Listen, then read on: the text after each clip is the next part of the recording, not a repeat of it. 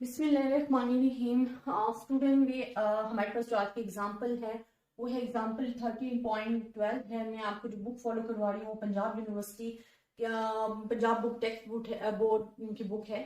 Already मैं आपको doctor Shahid कमाल की बुक जो है वो करवा चुकी हूँ। आपसे मिराजुद्दीन मिर्जा एफएससी की बुक हम कर चुके हैं, अग्रवाल वालों भी कर चुके हैं। और स्टूडेंट ये तमाम जितनी भी चैप्टर मैं आपको बता रही हूँ कि जितने भी चैप्टर्स हैं वो तमाम के तमाम इंक्लूडेड है प्ले लिस्ट में, आप वहां से जाकर देख सकते हो। अब स्टूडेंट मैं आपको एग्जांपल करवाऊंगी 13.12। अच्छा स्टूडेंट, इससे प्रीवियस जो एग्जांपल है ना वो भी हमने सेम इसी मेथड पे की थी, वो 13.13 थी। उसमें हमारे पास क्या था कि स्टैंडर्ड डेविएशन भी गिवन नहीं था, एक्स बार भी गिवन नहीं था। In the question we have on the values of the X. तो मैंने आपको जो सिचुएशन डिस्कस करवाई थी कि अगर आपको स्टैंडर्ड डेविएशन नहीं गिवन है then you take the next steps के हमारे पास जो सैंपल साइज है वो कितना है। आपने sample n is greater than 30 है या n इज लेस देन 30। अगर n इज लेस देन 30 है तो आपने उसको कैसे सॉल्व करना है, उस पर कौन सी डिस्ट्रीब्यूशन लगानी है, वो तमाम चीजें जो है मैं प्रीवियस लेक्चर में डिस्कस कर चुकी हूँ। अब स्टूडेंट जो एग्जांपल 13.12 है उसमें भी हम यही चीज डिस्कस करेंगे कि हमारे पास मीन क्या गिवन है, हाइपोथेसिस हमने कैसे बनानी है, और अगर हमें एक्स बार या सिग्मा नहीं गिवन क्वेश्चन में और सिर्फ वैल्यूज ऑफ एक्स गिवन है तो उस क्वेश्चन को हमने कैसे सॉल्व करना है। They are the most important questions हैं 13.13 and 13.12। इनसे रिलेटेड जो आपके पास क्वेश्चंस हैं, एक्सरसाइज क्वेश्चन है, वो भी बहुत सारे हैं। अगर आपको मेथड समझ में आ गया है तो it's not difficult to solve these questions, ठीक है। तो मैं आपको सबसे पहले जो है क्वेश्चंस शो करवाती हूँ ताकि आपको किसी भी किस्म की जो कंफ्यूजन है वो ना रहे और आपको क्लियरली जो क्वेश्चंस है वो भी समझ में आ जाए। Okay student, now we have the question of 13.12। ये मैं आपको शो करवा रही हूँ, आप देख सकते हो। Expensive test boring were made in oil field area to determine if the mean yield of oil per ton of fill rock is greater than this one barrel। ठीक है, मतलब आपके पास ग्रेटर देन, आपको मैंने हमेशा कहा है कि when you have the question average mean अगर आपको गिवन है इन द क्वेश्चन एंड जो आपको हाइपोथेसिस गिवन होगा क्वेश्चन में वो गिवन होगा आपको alternative hypothesis. Again and again I repeat this, ठीक है। तो फिर कहते हैं 5 boring made randomly selected points area आपको indicate the following number of the barrel per ton आपको गिवन है। सपोज आप कर रहे हो barrel per ton are normally distributed है, normally distributed, perform a test of hypothesis this one, but greater than की बात हो रही है म्यू हमारे पास, तो वो अब हमने कैसे बनानी है। इसमें आपको सिर्फ एक्स की वैल्यूज गिवन है और म्यू गिवन है, नथिंग मोर। अब आपने खुद सेलेक्ट करना है कि कौन सी डिस्ट्रीब्यूशन लगेगी, क्या होगा क्या नहीं। अच्छा स्टूडेंट, अब सबसे पहले तो हमारे पास फर्स्ट टास्क जो हमारे पास है ना कि हमने हाइपोथेसिस बनानी है, ठीक है। अब we have the main two hypothesis है, एक हमारे पास होता है नल हाइपोथेसिस, एक होता है अल्टरनेटिव हाइपोथेसिस। आपको क्वेश्चन में जो गिवन होता है स्टूडेंट वो अल्टरनेटिव हाइपोथेसिस गिवन होता है। अब यहाँ पे जो सिचुएशन उन्होंने बताई है, उन्होंने क्या है कि जो हमारे पास है ग्रेटर देन म्यू जो है ग्रेटर देन 4.5 है।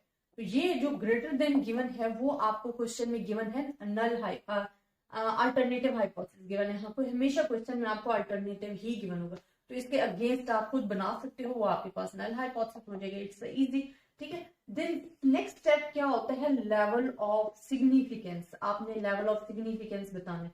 अगर तो लेवल ऑफ सिग्निफिकेंस आपको क्वेश्चन में गिवन है देन इट्स वेल डन। अगर आपको नहीं गिवन तो यू कैन टेक द 0.05 मतलब 5% लेवल ऑफ सिग्निफिकेंस।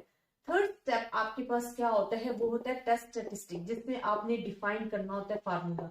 और फार्मूले में मेन चीज क्या है, your T and Z distribution, because formula are the same. You first define your distribution कि आपने कौन सी डिस्ट्रीब्यूशन जो है वो सिलेक्ट करनी है। अब स्टूडेंट आप देखो कि आपको सिग्मा जो है वो अननोन है, ठीक है, आपको मालूम नहीं है। तो आपको एक्स की वैल्यूज गिवन है, इट्स मीन आपने एफ फाइंड करना है। तो आप देखो कि n ग्रेटर देन 30 है या लेस देन 30। अगर तो ग्रेटर देन 30 है तो you can use the Z distribution, लेकिन अगर लेस देन 30 है then you have T distribution situation आपके पास आ जाएगी। अब यहाँ पे आप देखो कि आपके पास n जो है ना वो 5 वैल्यूज आर गिवन है, तो हम यहाँ पे टी डिस्ट्रीब्यूशन लगाएंगे, जो कि मैं आपको प्रीवियस जो मैंने क्वेश्चन करवाया उसमें बड़े ही अच्छे तरीके से इसको फुली डिस्क्राइब किया। अब स्टूडेंट डिग्री ऑफ फ्रीडम भी आपको पता है, टी डिस्ट्रीब्यूशन की n-1 होती है।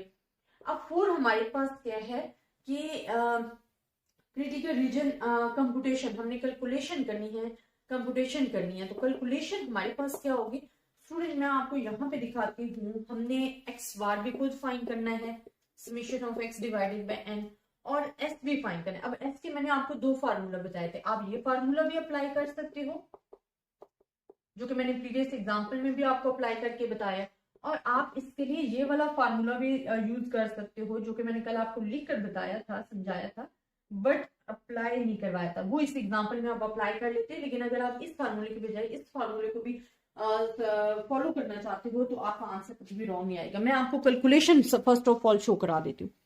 अब स्टूडेंट आप कैलकुलेशन देखें, आपके पास एक्स की वैल्यूज गिवन है, आपने एक्स स्क्वायर फाइंड किया है क्योंकि आपको रिक्वायर्ड एक्स स्क्वायर की थी, एक्स बार फाइंड किया है। तो आपने जब इसे सॉल्व किया ना स्टूडेंट, आपके सामने है, देखिए समेशन ऑफ एक्स स्क्वायर हमने फाइंड करके लिख दिया, एन की जगह 5 लिख दिया, उसकी वैल्यूज थी, एक्स बार आपने फाइंड किया, उसका स्क्वायर लेना था, एन और जो हमें वैल्यूज गिवन थी हमने लिख दी। तो हमारे पास जो आंसर आ रहा है वो 0.64 है। अब ये कैलकुलेशन जो है ना सिंपल है, ठीक है स्टूडेंट, इसमें कुछ आपके पास मैं कहती हूँ डिफिकल्ट नहीं है, क्योंकि ऑलरेडी हमने कल भी डिस्कस किया, मैंने आपको कैलकुलेशन बोर्ड पे करके बताई थी।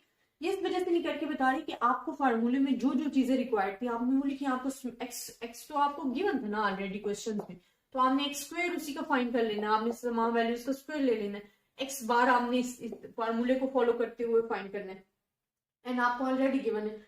आपने ये वैल्यूज जो है अपने फार्मूलाज में पुट करनी है, और फार्मूलाज में मिस्टेक नहीं होनी चाहिए स्टूडेंट, फार्मूला आपके रॉन्ग नहीं होने चाहिए, अदरवाइज आपकी कैलकुलेशन भी रॉन्ग आएगी और आपका क्वेश्चन भी जो है वो रॉन्ग हो जाएगा।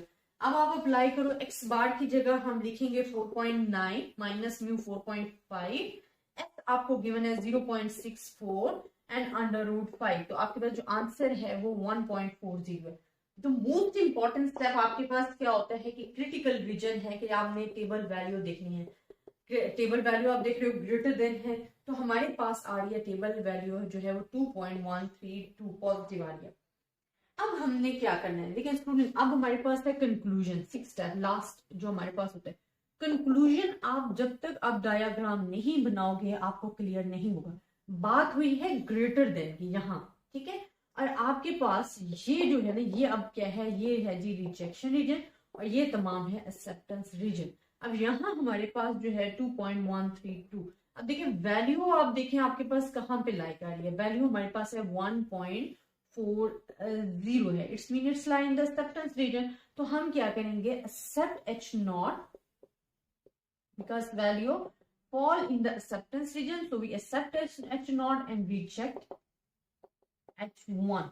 So it's the conclusion कि हमारे पास we do not reject H naught and conclude that the mean yield is not greater than this one.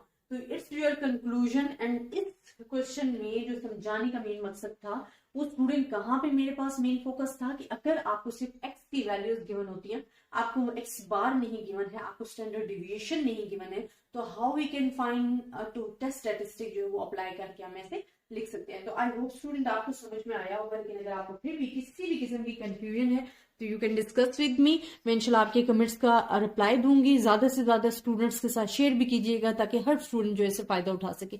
अपनी दुआओं में याद रखिएगा। अल्लाह हाफिज।